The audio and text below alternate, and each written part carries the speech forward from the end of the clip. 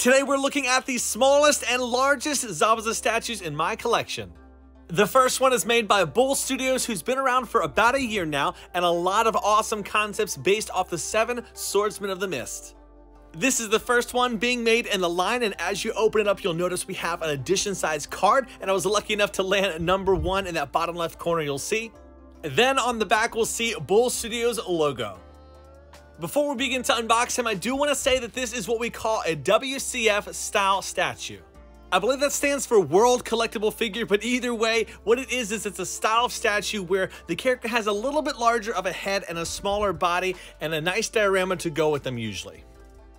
For the base, we'll see the edition size on the bottom. I am confused on why I do have 87 if I had number 1 before, but is what it is. On the front, we had that Mist Ninja headband symbol and some nice water going around the edges. For those who've been around for a while, I normally don't show the unpacking process, but this is a new studio, so I wanted to show how that's all set up. So we have the Executioner's Blade, or Kubikiri Bocho with a nice amount of blood on there. You will notice it looks a little bit different, the shape of it. That's because it's the WCF style. Up next is the spine of a water dragon. So we got one in the statue, some magnets on both ends, and they colored in some of the waves all along it very nicely, kind of like a corkscrew pattern. And the head of the dragon was sculpted separately because it has a bunch of those tiny pointy bits. Nice how they have the yellow on the eyes, as we've seen in this show, kind of helps stand out from the blue water. The quality of the clear resin is very nice for these statues, kind of a nice mixture of obviously some clear and painted on details. Now over here on the side, we have Zabuza's piece of the headband that flows off to the side. Up at the very back is a little bit of blue tack as well as the whiskers that we'll find and install later on the nose or top jaw portion of the dragon. Oh, dropped a piece there. Here's both of them together, kind of mimics side by side. Then for the main event himself, Zabuza, he was sculpted pretty much as one piece except for that flowing piece of headband. The first thing I'll say is I think the skin tone is definitely a little bit too tan. My camera is, I think, making it more tan than it is in person, but all the other details were captured nicely on here. A very unique and awesome pose where it feels like he's commanding not only the Executioner's Blade, but the water dragon behind him. Keep in mind this was the studio's first project. Normally what we see is the quality and designs increase over the course of time as people get experience, so we'll slowly assemble him all together. And I gotta say, the first time I heard them say they're creating a 7 Swordsmen of the Mist line, I was all in, because those are one of my favorite characters in the series that don't get enough love, and here's some other WCF scale so you can see them side by side. The line has grown to 5 different swordsmen, and I will leave links in the description to both their Facebook group and where you can order those. These 2 just went up for order recently. Only 100 are being made. Great job, Bull Studios, and I look forward to seeing future concepts and your projects come to life. Our next statue we're looking at is X Studio Zabuza. This is another Swordsman of the Mist line that they come out with, and this one is the first in their line as well. On the bottom is that nice picture of Zabuza, the edition size, and also some pads so it doesn't slide around too easy on the table. I am at a bit of a loss as to what the theme of this statue is exactly, so it could just be completely random. If somebody has an idea, maybe what it's taken from, let me know in the comments section, or what your theory might be. That'd be awesome to hear.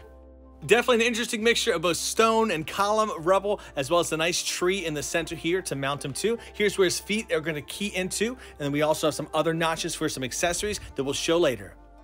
The first piece sculpted separately is this branch and dust particle. This actually helps to balance the statue on the bottom. And if we look over here on this side, there's a small area that's cut into where this kind of headband is going to be flowing out of. And then also we have a smaller piece of kunai and a Haku mask. Very cool that they paid a little bit of respect to him on the statue for how close he was and what he meant to Zabuza.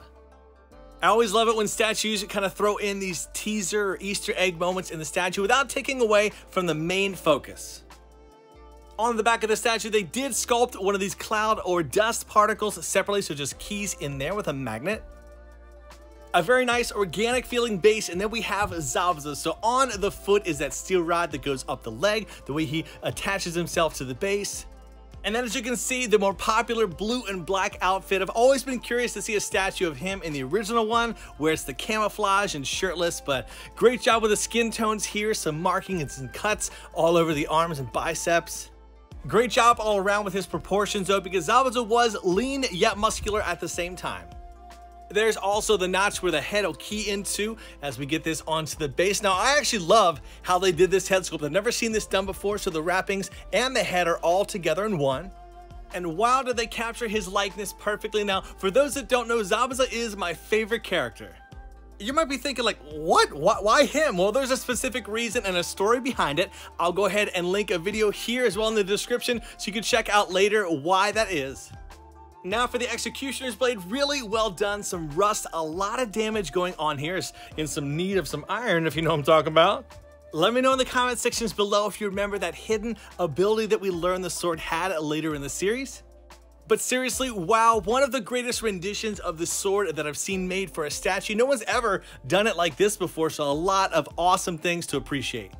This bad boy just slides right in and then it rests on his shoulder, so perfect pose all around, kind of a nice oval shaped pose to the statue. So there you have it, X Studios 1/7 scale Zabuza and Bull Studio WCF scale Zabuza. Here is the card I'll be putting next to my statues. Now also I have a separate 9.0 that I'll be putting up for eBay for auction for anyone interested.